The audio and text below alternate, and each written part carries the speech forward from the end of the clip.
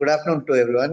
I am Dr. P.D. Raghunandakumar, practicing medicine in outskirts of Chennai, Minjur. I am not in a private practice.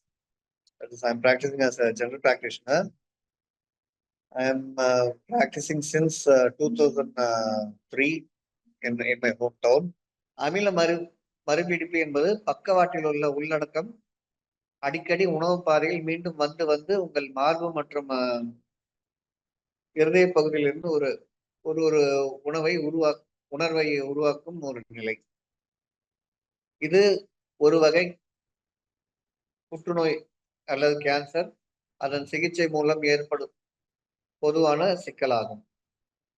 உங்கள் சில அறிகுறிகளுக்கு மத்தியில் இடுப்பு முதுகில் வலி, இருமல், வாயில் ஒரு விதமான அமிலத்தன்மை போன்ற சுவை மற்றும் படுக்கையில் இருந்து வரும் ஒரு உணர்வு அழுத்தம். இது என்னவென்று நாம் தெரிந்து கொள்ள பிறகு நாம் இந்த நிலையை கட்டுப்படுத்த எவ்வாறு கையாள முடியும்? நீங்கள் உண்பது மற்றும் எப்படி உண்பது, உங்கள் உறங்கும் பழக்கங்களில் மாற்றங்கள் மற்றும் உங்கள் தினசரி பழக்கங்களில் மாற்றங்கள் உதவும்.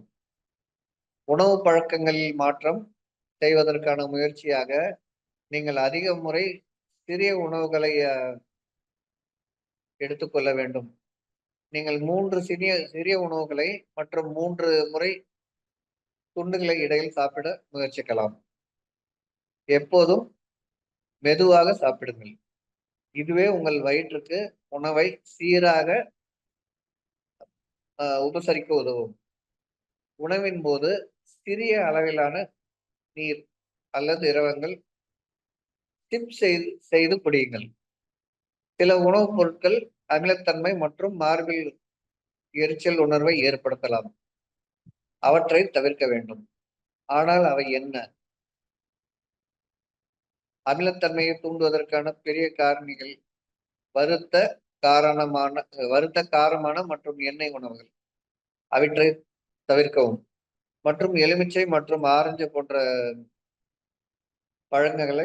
பழங்களை தக்காளி மற்றும் தக்காளி அடிப்படையிலான தயாரிப்புகள், சாக்லேட், காபி மற்றும் மென்மையான பானங்கள் ஆகியவற்றையும் பருகவும்.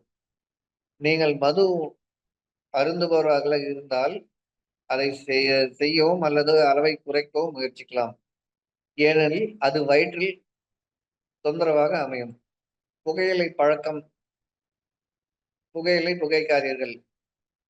மேலும் உணவுக்கு பிறகு உடனடியாக படுக்காதீர்கள். படுக்கும் முன்னர் சில மணி நேரங்கள் இருக்க முயற்சிக்கவும்.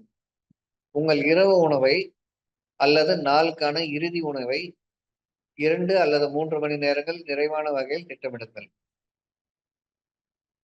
தினசரி உணவு பழக்கங்களும் மற்ற சில மாற்றங்கள் தேவை. நீங்கள்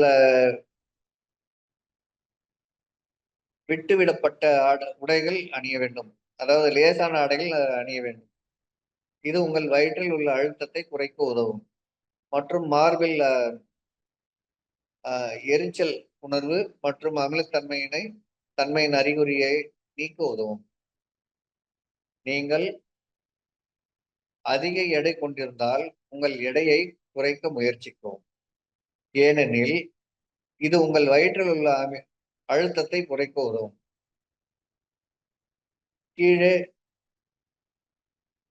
கீழே உட்காராமல் இருங்கள் அல்லது இயற்கையான அல்லது இதற்கான செயல்களை தவிர்க்கவும். படுக்கும்போது உங்கள் உடலின் மற்ற பகுதிகளுக்கு வலுவான முறையில் உங்கள் தலையை சிறிது உயரமாக வைத்துக் கொள்ளுங்கள். நீங்கள் ஒரு தடிமன்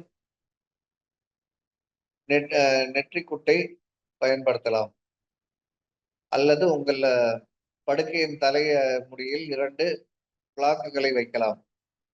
இதனால் படுக்கை சற்று சாய்ந்து இருக்கும். இது வயிற்றில் உள்ள அமிலத்தை மீண்டும் வராமல் தடுக்கும். எப்போது நீரிழிவு பெருக்கி வரும் போது அது அமிலத்தன்மையை ஏற்படுத்தலாம்.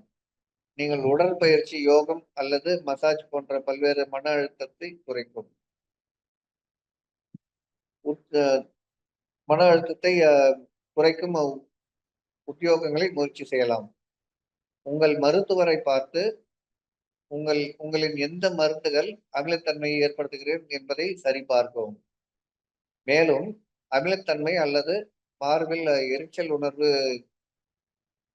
உணர்வு வகையான உணர்வை கையாள உதவும். எந்த மருந்துகளை நீங்கள் எடுத்துக்கொள்ளலாம் என்பதை கேளுங்கள். மேலே உள்ள வாழ்க்கை முறையில் மாற்றங்கள் நீங்கள் அமில மறுபிடிப்பால் பாதிக்கப்படுகிறீர்கள் என்றால் உங்களின் எந்த ஒரு வருத்தத்தையும் குறைக்க ஒரு எளிய வழியாக இருக்கும்.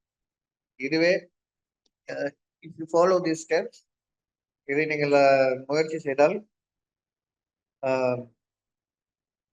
கான்ஸ்டிபேஷன், மலச்சிக்கல் அல்லது கான்ஸ்டிபேஷன் இருந்து நீங்க பயன்படலாம். அதை தவிர்க்க பயன்படுத்தலாம். தேங்க்யூ.